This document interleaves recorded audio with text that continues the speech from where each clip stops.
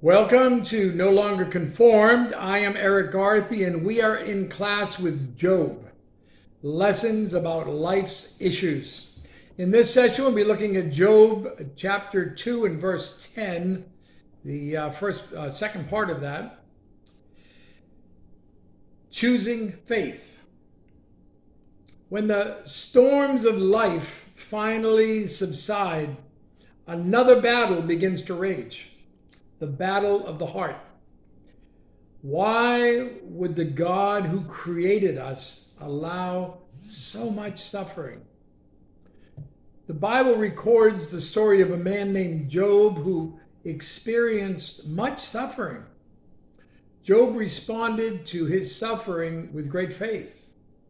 His story raises an important question for you and for me.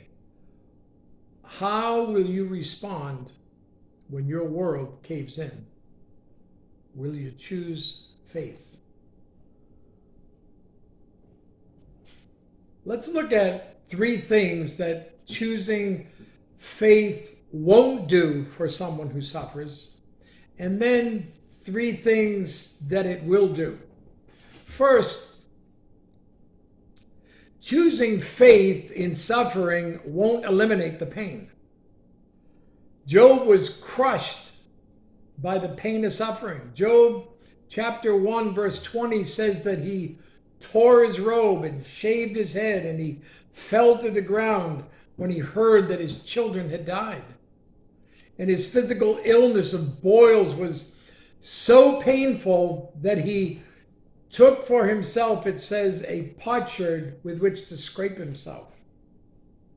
In the middle of all that heartache, Job made amazing statements of faith. Job chapter 1, verse 21. Naked I came from my mother's womb, and naked shall I return there. The Lord gave, and the Lord has taken away. Blessed be the name of the Lord.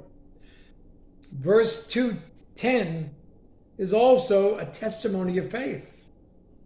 Shall we indeed accept good from God?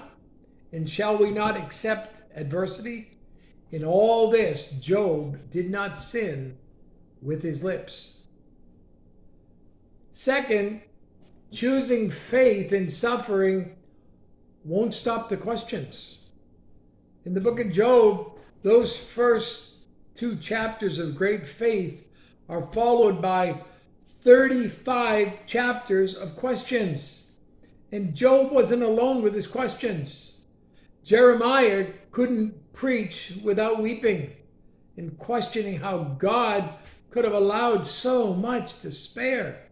David dealt with questions for years while hiding from Saul, wondering if he would ever even live to become king.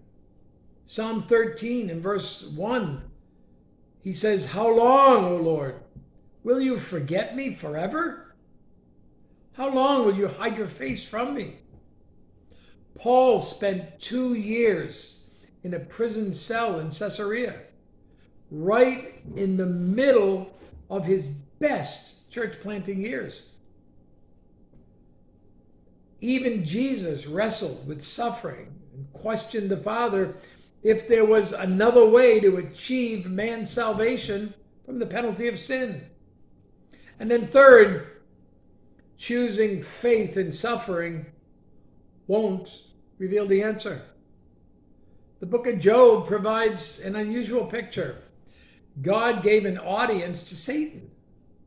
The subject of their conversation was how a good man might be tortured. Nothing about this story seems to make sense.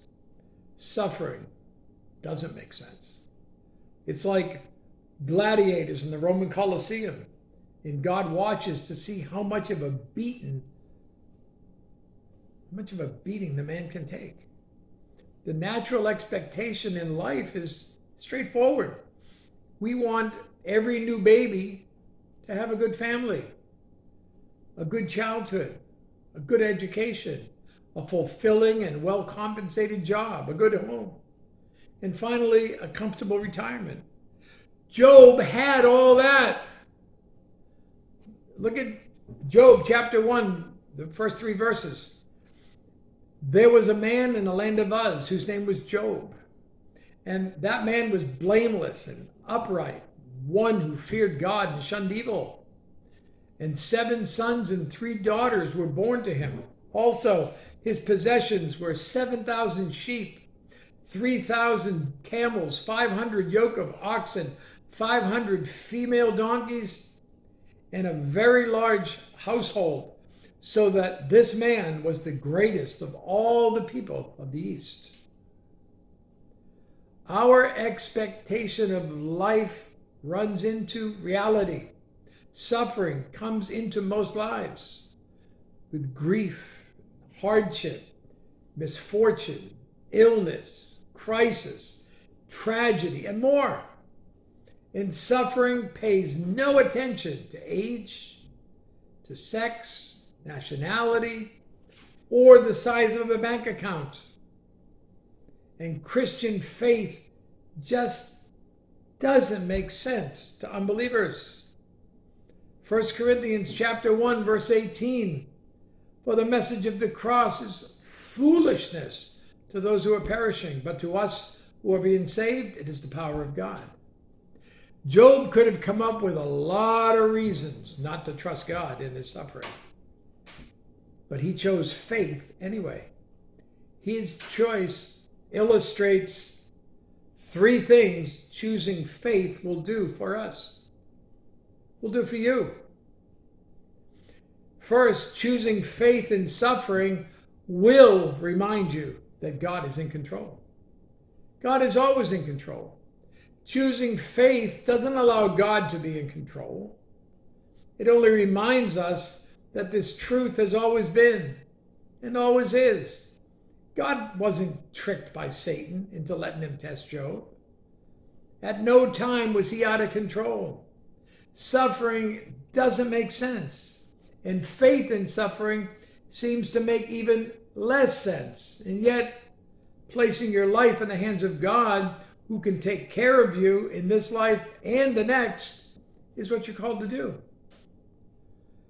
Second, choosing faith in suffering will be your personal gift to God. Anyone can sing praise on the good days. It takes a person of faith to sing those same songs in the bad days. Job knew that God had controlled his good days, and he knew God was now controlling the bad days. Job 19, verse 25, for I know that my Redeemer lives. Job's circumstances didn't change who God is. He is the same today, just as he was yesterday, and as he will be tomorrow. The ultimate gift we can give to God is worship in our suffering. As Jesus carried the cross and the pain of crucifixion, he was committed to the will of the Father and glorified him. And then third, choosing faith in suffering will bring you closer to God. Job later had the most intimate encounter with God that he would ever have in his lifetime. Through suffering, he started a journey that led to a great understanding of who God was. Unfortunately, not every person comes closer to God on the road to suffering. Some choose to go in the opposite direction, away from God. How about you? You give that some thought, and you have a great day.